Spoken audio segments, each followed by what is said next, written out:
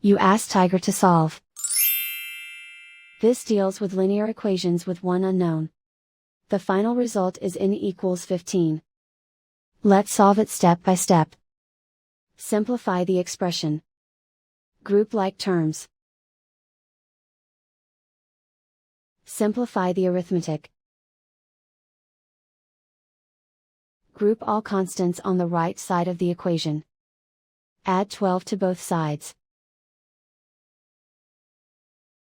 Simplify the arithmetic.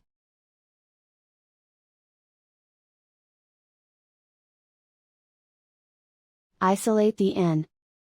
Divide both sides by 4. Simplify the fraction.